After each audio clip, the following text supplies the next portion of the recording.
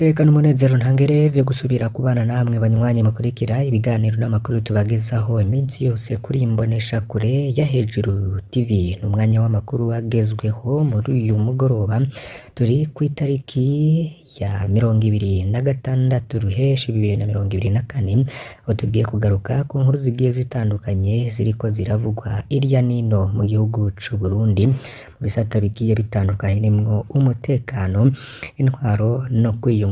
Ntuze gucikwa rero imbere yuko tubagezaho n'ingingo nkuru y'ivyo tuza kubanyuramo mu buryo bw'idonido kandi twabateguriye. Reka tubaramutse mwe banywanyi mudahwema kudukurikira muri mu Burundi, mwere muri mu bice bitandukanye, mu bihugu bihana imbibe n'u Burundi, mu bihugu biri ku mugabane wa Afrika, biri ku mugabane wa Amerika, biri ku mugabane w'Uburaya, biri ku mugabane wa Aziya, n'ibiri ku mugabane wa Australia, n'ahandi henshi hagiye hatandukanye tutadondaguye. Turabakengurukiye cane rero ko mwahisemwo gukurikira iyi mboneshakure ya Hejuru TV bagezaho amakuru aba agezweho mu gihugu c'u Burundi. Turaza kwibanda ku ngingo ya mbere ariyo urupfu rwa OPG Lionel Bizoza rwabereye muri komine Giheta. Hari waraye rero avuga ko afise amakenga ku rupfu rwiwe n'umupolisi Lionel Bizoza yahora ari Nyamiramabi ya komine Giheta mu ntara ya Gitega. Polisi rero akaba yaratowe ikiziga mu gatondo bwo ku munsi w'Imana uheze. Uwo rero yatanze ubutumwa akaba yashikirije vyinshi ku rupfu rw'uwo mu OPG muri komine Giheta, ariko rero harimwo amakuru menshi abantu batamenye nk'uko uza kubikurikira. Inkuru rero bwa mbere yatangajwe n'amakuru SOS Media Burundi, ndetse kuri uyu munsi ikaba yanatangajwe na Pacifique Ninahazwe amenyerewe gutoza ku nkuru zitandukanye zivuga ku gateka kazina muntu, ubutekano, politika hamwe n'intwaro. Muraza gukurikira rero byinshi bigiye bitandukanye kuri iyo ntahe watanze iyo ntahe nyene. Ntuze gucikwa rero niyo ngingo ya mbere tuza kugarukako. Turaza kugaruka kandi biri kubera kuri sitasiyo Kibimba, abafise imiduga bagezaho batira ibiziga vy'abapfuye kugira baronke igitoro bitagoranye. Naho kandi muraza gukurikira intahe y'umunyagihugu kuri iyo ngingo n'izindi twabateguriye mu kanya gatoyi n'imwe ukwayo. Fyonda kuri subscribe canke sabone niba utari wafyonda ko wibuke no kubisangiza bagenzi bawe kugira badacikwa n'amakuru tubagezaho. Intahe y'umunyagihugu muri komine Giheta, hari amakenga menshi ku rupfu rwa OPG Lionel Bizoza. Ndetse rero agira ati mwiriwe neza, hari umupolisi avuka muri komine Mabande intara ya Makamba ku musozi Mara towe ikiziga mu gitondo co kuwa Mungu heze ku itariki ya 23 kwezi kwa gatandatu 2024. Polisi yitwa Lionel Bizoza yari OPG muri komine Giheta mu ntara ya Gitega. Nk'uko twabibonye ku mafoto, ikiziga catowe munsi y'ikiraro kw'Ibubu, ariko ikiziga cari gifise gikomere mu mutwe, bikaboneka ko hari ikintu boba baramukubise. Ku mafoto twarabonyeho n'ipikipiki yiwe yari mu mazi hafi y'ikiziga kugira biboneke ko hari isanganya ry'ipikipiki, ariko turafise amakenga ko yoba yarishwe bikitwa isanganya. Ngo nabajije yambwiye ko aho hantu vyitwa ko Lionel yagiriye isanganya atako yari kuhagwa, ko bibaza ko bamwishe bamutaho bamaze kumukubita ico kintu mu mutwe. Biragoye kumenya, mwebwe murashobora kuronka amakuru ahagije nubwo uwacu atari bugaruke ngo turifuza kumenya camuhitanye. Lionel Bizoza rero akaba agiye akiri muto, asize umwana n'akayoya k'amezi nk'atatu. Ikiziga ca Premier Sergent Major de Police Lionel Bizoza w'imyaka 34 catowe mu gatondo kuri w'Imana nk'uko twabibabwiye mu Mwonga Karungu uri ku mutumba Rukoba muri komine n'intara ya Gitega hagati mu Burundi. Babibonye ico kiziga rero cari kiryamye impande y'ipikipiki, bamwe bibaza ko yoba yagize isanganya, ariko abandi bakibaza ko yoba yarishwe. Isanganya rikaba urwitwazo rwo kuyovya amatohoza. Ikinyamakuru SOS Media Burundi co niko canditse, kikaba carabandanije kigira kiti abahita nibo babonye bwa mbere ikiziga c'iyo Nyamiramabi kiryamye impande y'ipikipiki. Ayo makuru aremezwa kandi na Modeste Ngendakumana, umukuru w'umutumba Rukoba, yibaza ko umugabo yoba yazize isanganya ryo kwibarabara kw'iryo soko nyene. Ikiziga kiri mu buruhukiro bw'ibitaro by'akarere ka Gitega, nayo ipikipiki ikaba iri muri komisariya y'igipolisi c'iyo ntara. Yandi masoko avuga ko Lionel Bizoza yoba yarishwe ariko abamwishe bagaca bagira umukino ko ryoba ari isanganya mu ntumbero yo guhuvya amatohoza.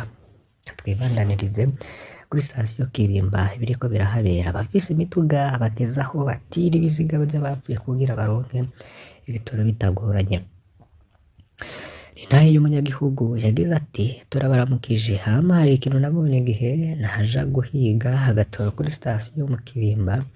Yemwe ubu kubera abantu bakwiga iturire kirenze kugira banyweshe imodoka, bahitamwo guhiga ikiziga baza bahetse gutyo bakayanyarukiriza kubaha igitoro. No musi rero habaye ikintu cadutangaje aho kuri sitasiyo mu Kibimba haje imodoka ya mbere ifise ikiziga iraronka igitoro. Icatwumije haciye haza iyindi iboneka nk'iyifise ikiziga ariko rwa ruyeri bakota abantu, umwe akaryama muri kapo abandi nyene muri kapo bakaba rero bamukikije nk'abamuherekeje. Wanashima agatoro yakaronse, twese twari twibaza ko ari ikiziga ariko imodoka ivuye kuri sitasiyo indani iduga idodani umwe twibaza ko ari ikiziga tuza tubona arikomye, twumiwe ntiyaranagwaye. Ubu bigeze aho abafise imiduga baja guhiga wapfuye bakamuzana no kuri sitasiyo kugira baronke igitoro. Nuko aho Burundi bugeze ntihoroshe, umugani wa Mukombozi dufate imisaraba dusenge. Ndagusavye ngo iyi nkuru ugire ico uyivuzeko. Ikiziga si ico gusabisha, murakoze. Se mwe mutumviriza ibi bintu, hari aho mumaze kubibona aho muri abantu bakoresha aya mayeri kugira bahabwe igitoro. Nyakibimba ibi muramaze kubibona?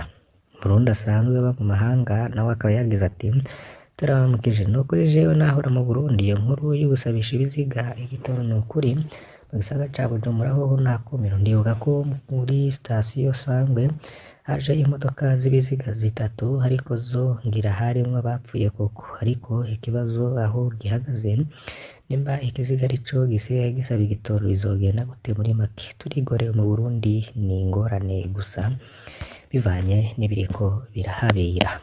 Niyo yindi nkuru rero nayo twari abateguriye, reka tubanyuriremo n'ibindi byinshi bigiye bitandukanye. Kuri uyu munsi niho habaye inama nshikiranganji yarirongowe n'umukuru w'igihugu, hari yitezwe ko iza kuvugirwamo ingingo zigiye zitandukanye.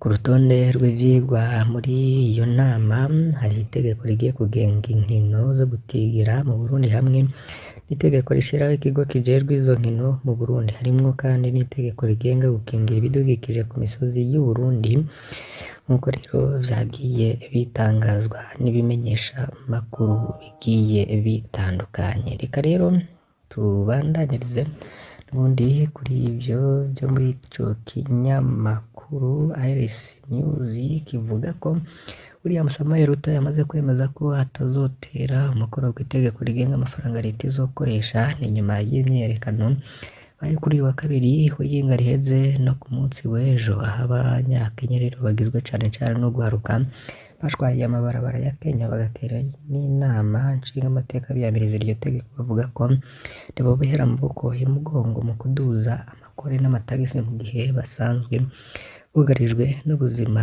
buzimvye. Perezida William Ruto yagize ati numvise neza ivyo abanyakenya bavuze, bashikirije ko badashaka rino tegeko rigenga amafaranga izokoresha leta izokoresha, bityo sinzoryemeza. Niko William Ruto yoba yashikirije. Nako kandi abanyonga amabisi bakatira mu kayira badashikanye abantu n'abafata inzira zitazwi kugira baduze amafaranga baragabishwa ko bagiye gutangura guhanwa. Ku wa kabiri rero nyuma y'umutaga bisi zirenga 90 zafashwe n'igipolisi zararekuwe nyuma yo kuronka ibitoro, ariko zije ku bituro gutwara abantu.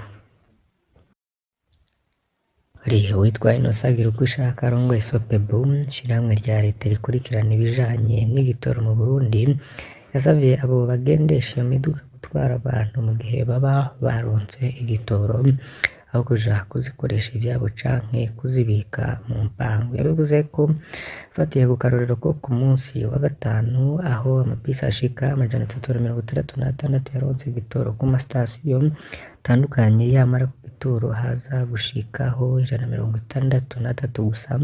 Yanosagira uko ishaka rero akamenyesha ko izo bisi 203 babuze iyo zanyikiye, ariko hagiye gufatwa izirenga 90 gusa. Amenyesha ko rero babandanya bazirondera kuko ngo imparati zazo zafotowe, akanasaba abazinyonga kwishikana kuri PSR. Pierre Claver Bigirimana arongoye igipolisi kijejwe umutekano hagati mu gihugu, we akaba asaba bunguruza abantu kubashikana iyo baba bagiye, ngo bitabaye ivyo bazohanwa vy'akarorero. Umenya ko rero iyo miduga yunguruza abantu irenga 90 yari yanyitse, yaciye rero ihabwa igihano co gukora amaturu 10 imwe twara abantu badasubiye ku masitasiyo. Bebe aho uri hose igitoro kiriko kiraboneka cane cane abari mu gisagara ca Bujumbura, mugira ico umuterera.